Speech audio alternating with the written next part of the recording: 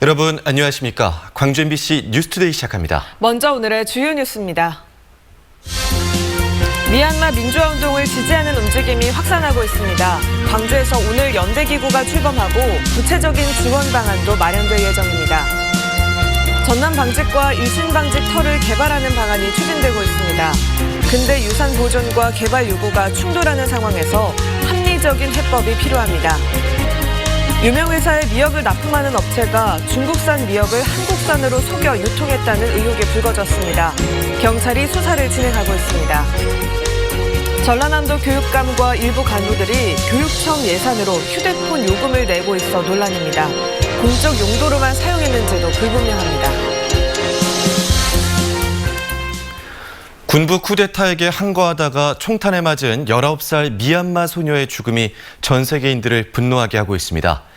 40년 전 광주에도 민주주의를 위해서 목숨을 걸었던 여성들이 있었는데요.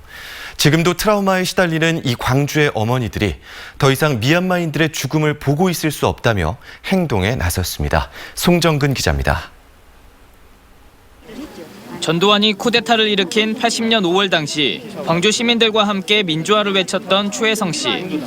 추 씨의 남편 역시 광주 민중항쟁에 참여했다 모진 옥사리와 고문으로 지금까지 트라우마에 시달리고 있습니다. 군부 쿠데타로 지금까지 고통받고 있는 추 씨이기에 미얀마에서 벌어지고 있는 사태 역시 남일 같지 않습니다. 저희 올 가족들은 정말 그 트라우마에서 아직까지 못 벗어나고 있었는데 그런 게 너무 아파서 갈 수 있으면 그 현장에 가서 같이 있잖아요. 80년 당시처럼 투쟁하고 싶은 40년 전 광주와 똑같은 현재의 미얀마 상황에 조금이라도 힘을 보태기 위해 추 씨와 5월 어머니들이 한자리에 모였습니다. 흰색과 검은색 소복을 맞춰 입고 나온 어머니들은 시민학살을 자행하는 미얀마 군부를 규탄하고 국제사회에 도움을 호소했습니다. 특히 유엔의 즉각적인 행동을 촉구했습니다. 더 이상 무고한 시민들이 죽어나가는 참혹한 현장이 용인되어서는 안 됩니다. 유엔의 즉각적이고 직접적인 행동을 촉구하는 바입니다. 80여 명의 5월 어머니회 회원들은 십시일반으로 모은 성금을 광주에서 대학을 다니고 있는 미얀마 대학생에게 전달하기도 했습니다. 미얀마 학생은 광주 시민들에게 감사하다며 성금은 미얀마의 시민 불복종 운동 측에 전달할 계획이라고 밝혔습니다. 또 광주에서나마 미얀마 상황을 다른 나라 사람들에게 알리는 투쟁을 진행할 계획이라고 말했습니다. 미얀마에서 힘들게 있는데 한국에서 이렇게 한국 시민들이 이렇게 마음 저희랑 똑같아요. 거주하고 있고 그걸 지켜줘서 진짜 감사하고. 한편 5월 단체와 시민사회단체는 오늘 미얀마 연대기구를 출범하고 모금운동 등 미얀마 연대와 지지 방법을 구체화시킬 계획입니다. MBC 뉴스 송정근입니다. 광주시의회가 미얀마 군부의 민간인 학살 만행을 규탄하고 민주주의 정상화를 촉구했습니다. 광주시의회 의원은 성명을 내고 미얀마 군부의 야만적인 상황에 150만 광주 시민들이 분노하고 있다며 민간인 학살을 자행하는 미얀마 군부는 퇴진하라고 요구했습니다. 더불어민주당 소속 광주 지역 국회의원과 시의원, 구의원들도 공동 성명을 통해 미얀마 사태에 강력하게 대응할 것을 유엔에 촉구했습니다. 전남 방직과 일신 방직 터를 개발하는 과정에서 근대 유산을 보존하자는 시민단체의 요구와 개발을 막지 말라는 주민들의 요구가 충돌하고 있습니다. 시민 공론화를 통해 합리적인 해법을 모색하는 방안이 고려할 만합니다. 우종훈 기자가 취재했습니다. 전주도시민 서부 신시가지에 위치한 구 대안방직부지. 개발을 추진 중인 대안방직부지는 원도심에 위치해 땅 매입 비용만 2천억 원에 육박하는 대규모 사업인데다 개발에 앞서 공공성이 고려돼야 한다는 지역사회 목소리가 있어 전남방직 일신방직 개발 사업과 유사합니다. 전주시는 지난 2018년 해당 부지 소유주인 건설사가 고층 타워와 복합 문화시설을 짓겠다는 제안을 도시 기본계획과 맞지 않다며 반려한 뒤 시민들로 구성된 공론화위원회를 꾸렸습니다. 대안방직 부지 활용이 중요한 만큼 사회적 갈등을 예방하겠다는 취지에서였습니다. 이 부지가 도심지에 있으니까 개발 방향에 대한 어떤 시민들의 의견을 좀 수렴하는 과정에서 공론화위원회를 하게 됐고요. 최근 시민공론화위원회는 금융센터 조성, 상업중심지 조성, 공원 조성 등 3가지 안을 전주시에 전달했습니다. 지난해 2월 논의를 시작한 뒤 1,500여 명에 대한 설문조사와 120명의 오프라인 토론을 거친 결과입니다. 전주시가 권고안을 수용하면 이는 토지 소유주인 건설사에 제한됩니다. 그 다음부터는 이제 공원 전주시에 저희들은 넘어간다고 생각을 합니다. 굉장한 부담을 갖지 않을까. 이에 대해 광주시는 부지 개발과 관련한 논의가 본격적으로 시작됐을 때 요구가 있다면 공론화도 방법으로 고려하겠다고 밝혔습니다. 개발과 보존, 공공성과 사업성 등 여러 이해관계가 얽힌 전남방직 1심 방직 개발 사업, 수기민주주의 방식으로 해법을 마련한 광주 도시철도 2호선과 같이 최적의 의견 수렴 방식을 찾는 노력이 무엇보다 중요한 상황입니다. MBC 뉴스 우종훈입니다. 어제보다 먼지가 더 쌓였습니다. 고기압의 영향으로 대기가 정체된 데다 비교적 바람도 약하기 때문인데요. 현재 광주의 초미세먼지 농도 나쁨 수준 보이고 있는 가운데 농도는 세제곱미터당 59마이크로그램으로 평소에 약 2배가량까지 치솟은 상태입니다. 오늘도 황사용 마스크 착용 잘하셔야겠습니다. 오전 중에는 날은 대체로 맑겠지만 안개가 짙겠고요. 오후 들어서는 구름의 양이 점차 많아지면서 밤부터는 비가 내리기 시작하겠습니다. 오늘 밤 서해안에서부터 시작된 비는 점차 광주와 전남 모든 지역으로 확대되겠고요. 내일 밤까지도 비가 이어지겠습니다. 예상되는 강수량은 남해안에 최고 40mm, 그 밖에 광주와 전남 지역에는 5에서 10mm가량입니다. 특히 내일 새벽부터 낮 사이 남해안에 가장 강하게 비가 내릴 것으로 예상됩니다. 기온은 어제와 비슷합니다. 광주의 아침 기온 5도 안팎으로 어제보다 2도가량 높게 시작했고요. 한낮 기온 18도로 어제보다 1도가량 낮은 가운데 매우 포근하겠습니다. 날씨 정보였습니다. 이름만 들어도 알만한 유명 상표의 미역을 납품하는 산지 업체가 중국산 미역을 한국산으로 속여 유통해왔다는 의혹이 불거졌습니다. 오랜 기간 많은 양을 유통한 것으로 추정되는데요. 수사 결과가 주목됩니다. 조희원 기자입니다. 유명 식품 기업에서 출시되는 미역 완제품입니다. 포장지에 큰 글씨로 100% 국산이라고 써 있습니다. 그러나 이 업체에 미역을 납품하는 협력사 3곳 중 한 곳이 중국산을 국산으로 속여왔다는 의혹이 불거졌습니다.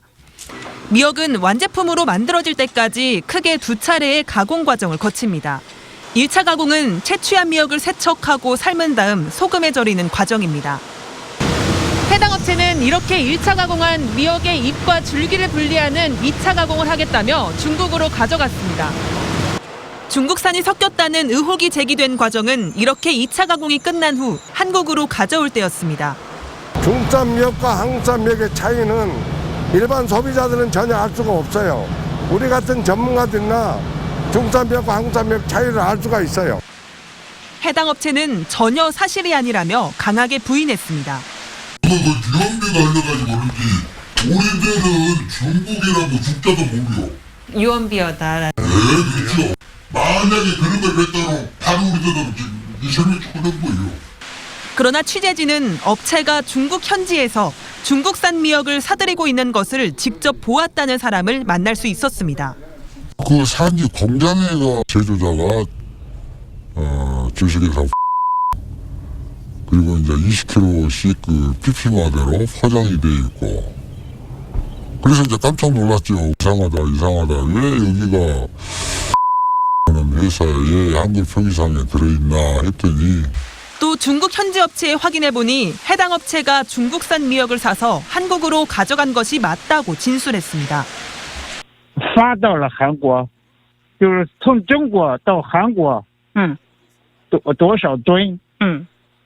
哎呦，它不少吧，很多。那是什么时候？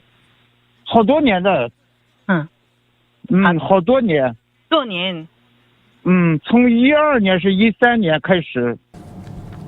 업계 관계자들에 따르면 해당 업체가 그동안 시중으로 유통한 중국산 미역의 수량은 3천여 톤, 시가 50억 원 상당으로 추정됩니다.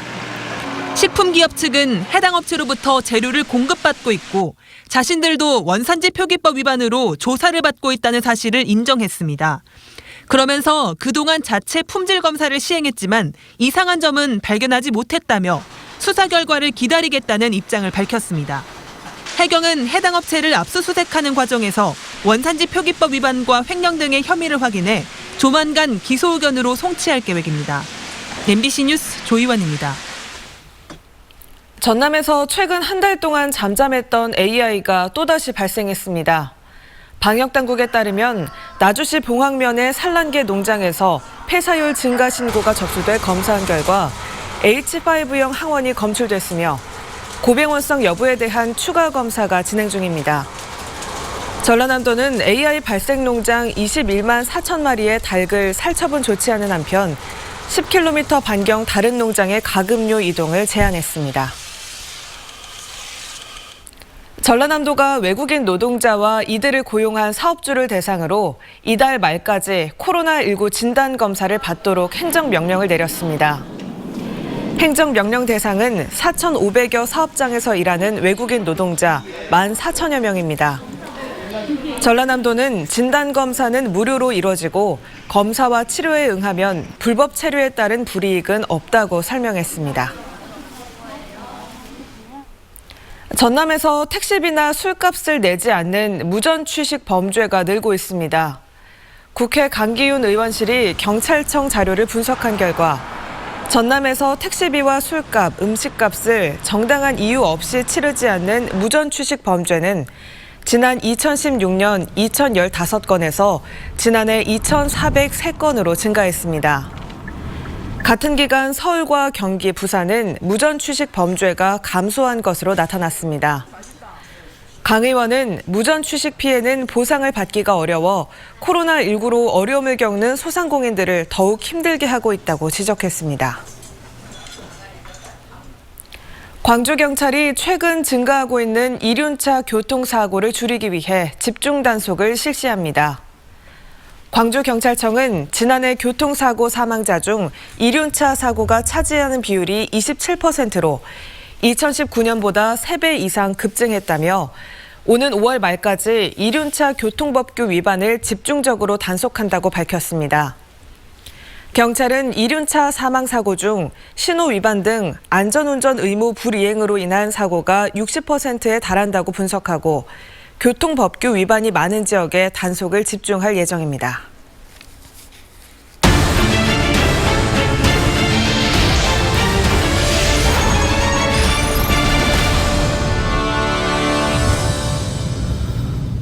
전라남도 교육청이 교육감과 일부 간부들의 휴대전화 요금을 교육청 예산으로 내주고 있습니다. 공적 업무에만 썼는지 불분명하고 또 일부는 통화요금뿐만 아니라 기기값까지 지원하고 있어서 논란이 됩니다. 김한수 기자가 취재했습니다. 지난해 전남도 교육청의 휴대전화 요금 납부 현황입니다. 교육감과 부교육감, 국장, 비서실장 등이 교육청 예산으로 요금을 냈습니다. 근거 없는 예산 지원입니다. 공적 업무용인지 사적 용도인지 알 길이 없지만 업무용 지원이라며 특정인들만 혜택을 누리고 있는 겁니다. 공적 업무로 증명이 안 될 경우 요금을 지원할 수 없도록 한 행정안전부와는 달리 교육부는 관련 지침이 없습니다. 앞으로는 실질적으로 공적으로 운영되는 부분의 요금만을 지원하도록 하겠습니다.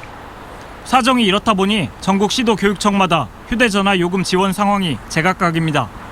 지난해 휴대전화 요금을 공공재원으로 납부한 전남도 교육청 공무원은 모두 8명입니다. 보통 한 달 6만 원 정도면 통신사 무제한 요금제를 사용할 수 있지만 교육감 등 법인 명의 휴대전화 요금은 10만 원이 넘습니다. 전임자들이 사용하던 휴대전화를 바꾸거나 심지어 개인 명의 휴대전화에 기기 구입비까지 추가됐기 때문입니다.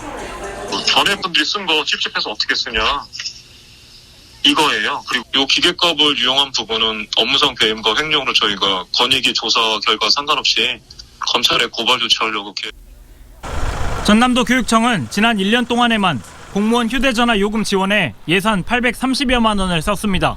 전남교육청은 지난해 휴대전화 지원 대상을 절반으로 줄였다면서 앞으로 관련 내규를 마련하겠다고 밝혔습니다. MBC 뉴스 김한수입니다. 광주시 일부 산하기관장 인선이 잇따라 차질을 빚으면서 업무 공백이 우려됩니다. 광주시에 따르면 지난달 출범한 광주복지연구원의 신임 원장 공모 절차가 진행됐지만 적격자를 찾지 못하고 재공모에 들어가 있습니다. 지난해 11월 전임 원장 사퇴로 공석이 된 광주평생교육진흥원 역시 수개월째 적임자를 찾지 못하고 있습니다. 광주 지역 복지와 평생교육의 컨트롤 타워가 돼야 할 조직의 수장이 빈자리로 남아있게 되면서 관련 정책 수립과 업무 처리에 차질이 계속됩니다. 광주 글로벌모터스가 기술직 신입사원 137명을 공개 채용합니다.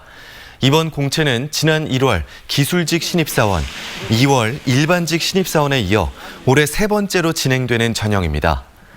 광주 전남 고등학교와 대학교 졸업자를 비롯해 공고일 현재 1년 이상 지역 내 거주자에게는 우대 조항이 적용됩니다. 또 장애인만 지원할 수 있는 제한 경쟁으로 9명이 선발됩니다.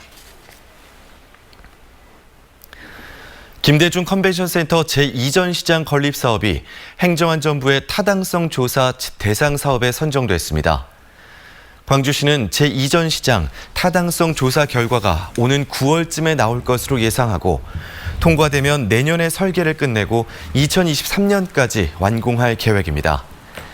김대중 센터 제2전 시장은 1주차장 부지에 1,125억 원의 예산을 들여 지상 4층 규모로 건립될 예정입니다. 여순사건 특별법은 지난 16대 국회부터 지금까지 4차례나 발의됐지만 모두 무산됐습니다. 21대 국회에서는 특별법 제정에 기대감이 컸는데 추경을 놓고 여야가 공방을 벌이면서 변수가 커지고 있습니다. 박민주 기자입니다. 21대 국회에서 여순사건 특별법이 발의된 건 지난해 7월. 국회의원 152명의 동의를 받아 민주당 소병철 의원이 대표 발의했습니다. 하지만 첫 관문인 행안위 법안 소위를 통과하지 못하고 있습니다. 세 차례나 법안 소위가 열렸지만 여순사건 특별법이 후순위로 밀려 논의가 제대로 되지 않은 겁니다. 이달 초의에서 행안부가 특별법의 반대 입장을 사실상 철회하면서 청신호가 켜졌지만 이번에는 여야 공방이 발목을 잡고 있습니다. 정부 4차 재난지원금 관련 추경 예산안을 놓고 대립하면서 특별법 일정이 잡히지 않고 있습니다. 여순사건 유족과 시군의회는 역사적 상징성을 부각하며 특별법 제정 필요성을 재차 강조하고 있습니다. 역사의 중요성을 놓고 봤을 때 특별법이 필요하다라고 공감을 표현했습니다. 그러므로 우리 지역 국회의원들이 좀 더 진일보한 노력을 해서 반드시 이번 회기 안에 이 여순사건 특별법이 통과될 수 있도록 노력해 주시기를 부탁드립니다. 특별법은 3월 임시의 의결이 불투명한 상황이 됐지만 여야 합의에 따라 다음 주 법안 소위 개최 가능성은 열려 있습니다. 지난 16대 국회부터 4차례나 발의됐지만 잇따라 무산됐던 여순사건 특별법. 21대 국회 여야가 특별법 제정에는 큰 이견이 없는 만큼 이번 회기 내 제정 여부에 촉각이 쏠리고 있습니다. MBC 뉴스 박민주입니다. 민주당 이계호 의원이 목포와 군산을 잇는 서해안 철도를 4차 국가철도망 구축 계획에 반영해달라고 촉구했습니다. 이 의원은 당정 간담회에서 정부가 U자형 순환교통망 구축을 추진 중이지만 군산 목포 간 서해안 철도는 빠져있다고 지적했고 국토부 손명수 2차관도 서해안 철도의 필요성에 동의했다고 밝혔습니다. 소병철 의원이 경전철 전철화 사업과 관련해 국토부에 해명을 요구했습니다. 소 의원은 국토교통부가 예비타당성 재조사 과정에서 순천시 도심을 관통하는 기존 노선을 그대로 활용하는 사업 내용에 대해 순천 시민의 의견을 제대로 반영하지 않았다는 문제가 제기됐다고 밝혔습니다. 이에 따라 소 의원은 국토교통부 2차관을 만나 순천시의 최저간을 기본계획에 반영해 줄 것을 건의했으며 순천 시민들의 요구대로 이행할 때까지 사업을 중단해 줄 것을 주문했습니다. 전라남도가 신선하고 안전한 수산물 공급을 위해 고흥 녹동항에 전국 첫 청정 위판장 건립을 추진합니다.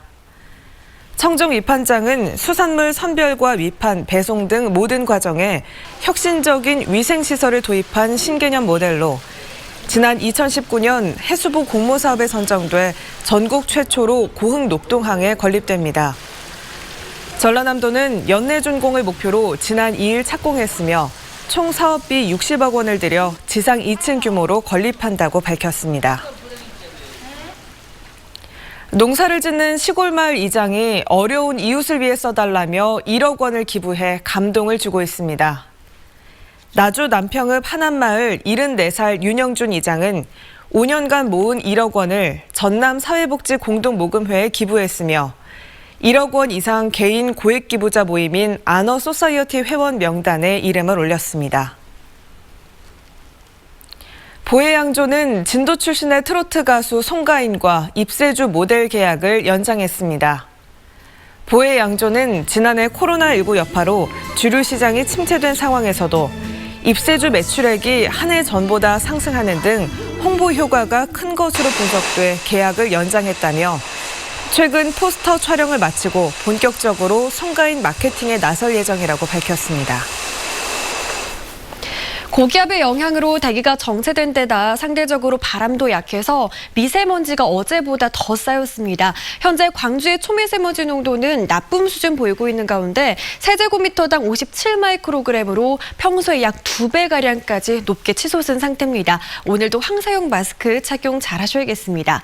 오늘 오전 중에는 날이 대체로 맑겠지만 안개가 짙겠고요. 오후 들어서는 구름의 양이 점차 많아지면서 밤부터는 비가 내릴 전망입니다.